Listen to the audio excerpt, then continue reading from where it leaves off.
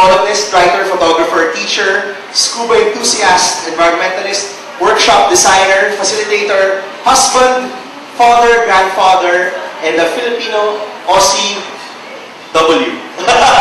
Aussie W. He is a perennially creative consciousness unfolding, mga kaibigan, our very own creative guru, Mr. Jim Paredes. Good afternoon, everyone. I'm very happy to be here. I'd like to talk about OPM. OPM for this generation has been around forever. Actually, we started OPM, so I'll take you through a brief history of what we went through. And I'd like to change this title actually. It's not just how to make OPM world class. I want to ask, is it possible for OPM to be popular all over the world? Maybe that's what we should ask, right? Why not? Okay, so let's do a brief and very rough history. I really have to go through this very fast because this is actually a lecture I give in Ateneo that runs for about 2 hours. And I know there's a time limitation here, so mabilis. Okay, let's take a look. In the decade of the 60s, which is as far back as I want to remember, okay, radio FM stations, mostly it was AM radio. Television, infancy, Filipino artists wanted to sound like American talents, basically. That's what it is. Parang ganun pa rin, no? Okay. Records sold and played, foreign. American music dominated everything. That was really what it was all about. And there were Filipino artists who made recordings pero konting-konti lang talaga, no? And the class audience, which is the A-B, actually liked the whole American thing, and they lived the American culture, no? So instead of American Top 40, there was US Top 40, American Bandstand, and all of that, no? And the backyard audience were exposed to the same thing, but they wanted to hear the local version of the songs. So in other words, the class people wanted the original Neil Sedaka. We wanted, the masa wanted the Filipinized version. In other words, they wanted it with the Filipino accent. Parang ganito. Together again, my fears have stopped.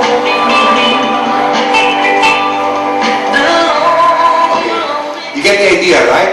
Okay, they wanted the local experience. They wanted, okay, it was American music, but they also wanted the local, to experience it in a local kind of way, right? So, what were the recordings like? Folk songs, kundimans were recorded. There were covers done by Filipino wannabes, no?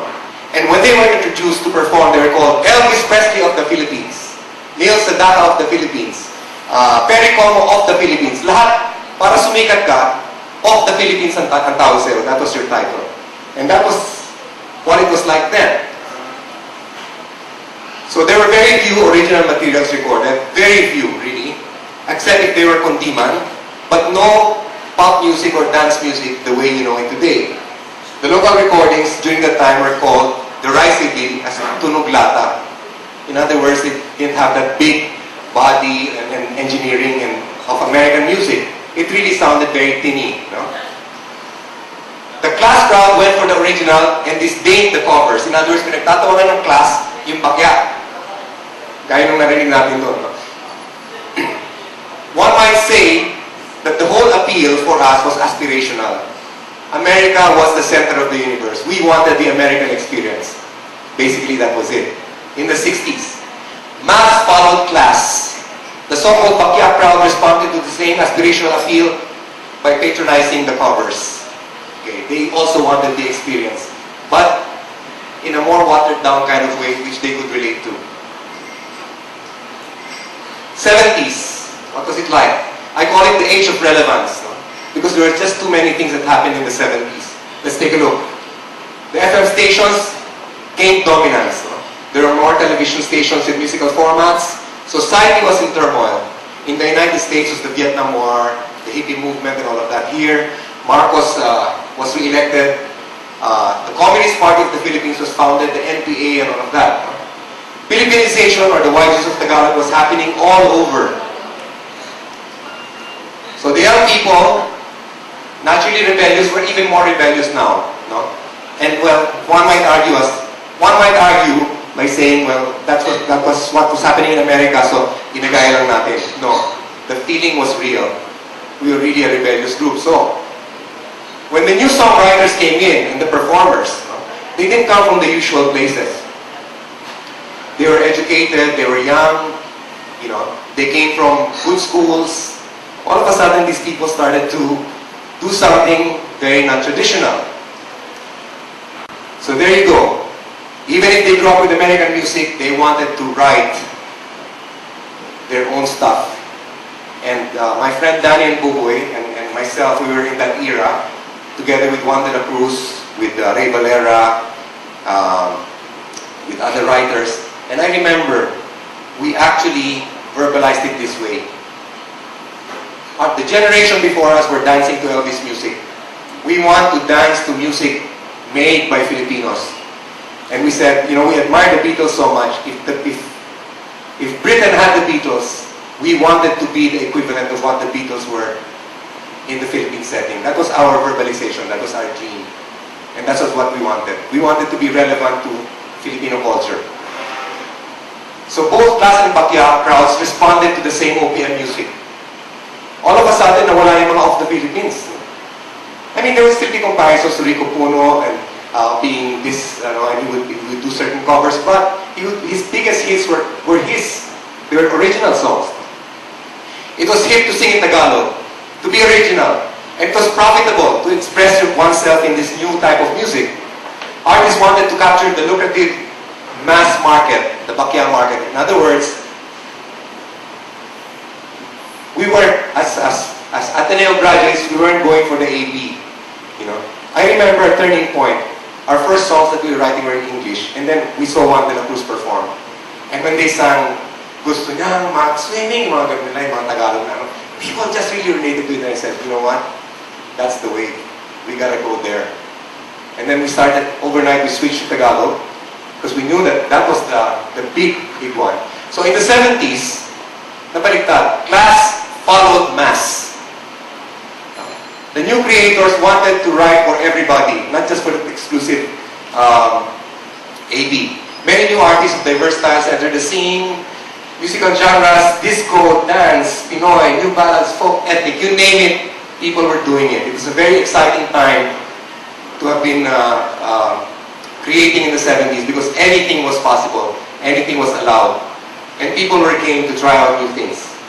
And a great and wide repertoire was created, which is alive to this day, being redone by the bands, and then solo artists still singing to this day 70s classics. Okay, so I call it a renaissance in Philippine music, a renaissance of some sort. The 70s saw the birth of the Manila sound, which was encompassed into a larger genre called OPM. OPM in 1978 was branded, and the one who invented the term OPM was actually Danny Javier. We were working in a small record company that was producing pure OPM. We had no foreign label. And we wanted to catch the imagination of the people, so Danny said, we've got to call it something. He said, OPM, what's that? Original Filipino music. We just put it on the labels, and then the radio people started to pick it up, and then it became the thing.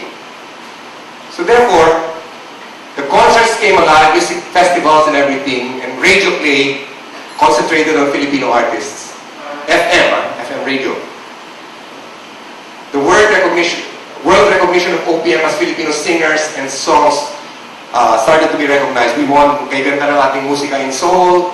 Anak, the song of Freddie Aguilar, had a practically worldwide appeal except in the United States. It wasn't released there. But it was recorded in Italian, in Japanese, in so many other languages. And that was really something. And yet, in spite of all the translations that were done, the one that was sold the most everywhere was the Tagalog version. So it was a big day for OPM. 80s. At the onset, continue, parang more of the same, original material. And then MTV came along. MTV sort of changed the picture because together with MTV came the idea that, well, it really looks so cool to be on video. And the template of MTV is very American. So balik na naman tayo sa fixation ng American, So nangyari, even radio began to adopt the US Top 40 format. What is the US Top 40 format? It means there's a pick of the week every week, right? And it works very well for the US because they produce maybe about 5,000 songs a week. That's how big the market is, right? In the Philippines, we produce less than 20 records a week. Maybe not even 10 sometimes. And when radio adopted that, it had dire consequences for OPM. What happened? Faster turnover of music. OPM creators began to feel the pinch with sound, with the sound that radio is promoting. We had to begin to sound like the top 40 so that we could fit the format. Record companies, knowing promotions are dependent on radio, encourage artists to sound like the American top 40 music all over again. So therefore, there was less OPM output, there was more like, sounds like American output, dumami, and English, original songs in English was beginning to be popular. Remakes of old OPMs were the only things being recorded because it already had a history, it was easy to sell, unlike a brand new sound, where you sort of had to invest and, well, we'll see whether it sells or not. So untested materials were like getting less and less, unless you pay for it yourself. The specter of piracy came in and it just became more difficult. And the standard for gold and platinum were lower. 90s. Radio and TV now more than ever, very influential. Many OPM artists revert back to copying foreign artists. That's what happened because that's the way it goes. So whole careers again are built with albums doing the best of, Barry Manilow, the best ballads and all of that. Whole careers of people are again based on that. Nawawala yung creators, the interpreters are the ones that are beginning to be popular all over again. Piracy, of course, we know na talagang lumala. So because of dwindling markets, because of piracy changing pace, record companies slash local production budgets even further. Enter the alternative bands. Why? Because they're cheap. They record in their own garage and everything. They make their own music. They don't need producers and they think out of the box. So they became very popular. Record companies grapple with more and more problems and less albums are released. So the independent or the indies enter the scene to fill the gap. But it's really not filled. So, last 5 years, let's go through this very quickly. More varied sounds from the band because more bands, more experimentation. Revivals continue and new avenues for music are created, ringtones, etc. Okay. But OPM is nowhere near crashing into the world music scene in any significant way. Okay, so what is wrong and how can we fix it? Okay. I'll give you the obvious solutions. Radio and TV reformatting caused the problem and lack of commitment from record companies to pursue OPM became added to the problem. Lack of political will to curb piracy. What can we do? Immediately, this is what we can do. Encourage OPM music in all aspects and all ways for starters. In all genre, we should encourage people to create OPM all over again. Change radio and TV formats to allow greater access to many types of OPM. In other words, let's not go for the unified American sound. We really have to jump that. Because if you have a new sound, you're not going to get in if you don't sound like what radio is. Artists and audience and record companies must recommit to creating and promoting more original music. Okay. Now we go here. Why are we not in the world markets? No. That's the question. In a big way. And there is what I call the two streams approach to doing that. No? You write or create OPM in Tagalog, in Filipino, for the Filipino audience. No? And the other one is, you write your own original stuff in English and release it to the world. What is the best strategy if we want to make it big in the world? Let's look at how the rest of the world did it and continue to do it. Brazil gave samba and bossa. Jamaicans gave reggae, ska, right? Latinos, dami salsa, merengue, tango, cha-cha. Cuba, wow, Cuban music is the best. And it's very popular all over the world. Even the Aborigines of Australia have the didgeridoo sound. Such a tiny, what do you call this? niche market, but it's defined. Africans, percussive beats, Indonesians, Gamelan sound, India, Bollywood, and all of that. No? As you can see, everybody seems to be contributing to world music, except us. No? Even Mongolia, can you imagine? They're identified with throat singing. If you've ever heard throat singing, it's just really so strange, but it's theirs, you know? It's theirs. Okay, the point is, can we all read this together? The point is,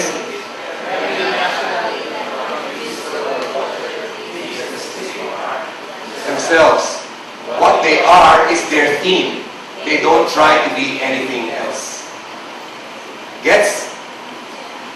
We seem to be an exception to this. In other words, when you think of, let's say, Japan, you can picture a lot of things about Japan. They have their theme. You know, there's a Japanese theme on food, on design, on clothing and everything. There's a feeling about that. In China, ganun din. When you think of Chinese food, Chinese this, Chinese that, you can... Filipino, we don't project to the world. Thailand projects to the world now. No? But we're not projecting to the world. Not in a big way, no? Not yet. We try very hard to be international by attempting to build on American popular music. In other words, we want to do what they're doing in LA so that we'll be discovered in LA. Right?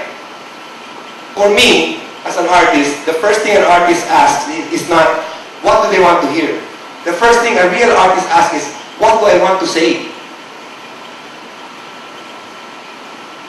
So I think there lies the whole problem, not just with music, I think with education as well and so many other things. No?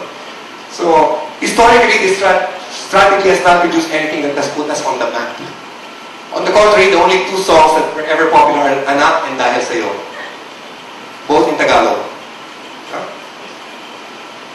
So how do we do this? What is the strategy? Create a Filipino sound or sounds by encouraging all types of music to be written in Filipino. Allow songs to have access to media. In other words, if you have to force radio to do it, you gotta do it. If you want to build something, you gotta do it. You realize that the whole strategy of Hollywood, almost every American movie that's made, ang underlying truth nila is that the American way is the best. Americans are a great people. Di ba? Meron sila mga ganun. Tayo wala tayong ganun. We have to think like that if we really want to get somewhere. There is no question that we as a people have talent. Our hardware is good. Our singers are so good. Lea Salonga, Miss Saigon, all that. There's no question we can do it. Our programmers are good. Everything we do, we can do excellently in other countries. But we do not put the software, which is the theme of our Filipino-ness. We do not pass it on. And I think there lies the problem. So write for your milieu. Write for who we are. No? Magpakatotoo ka. Come from your real self. And don't stop creating. To be global, one must be local. I truly believe in that. Your contribution, or the Brazilian contribution to the world, is not because, they sound like Americans. No, they sound so Brazilian. They're so wonderfully Brazilian. Bob Marley adopted the English language and he did not try to correct his accent. He sang the way he sang. And kasi hoda mali yung English na wala siyang pakialam. This is who I am. And the world loved it. Will you catch a Filipino doing that? Of course not. We have to sound really proper, We have to sound like we studied in a good school. Mali yung strategy yun. Mali talaga.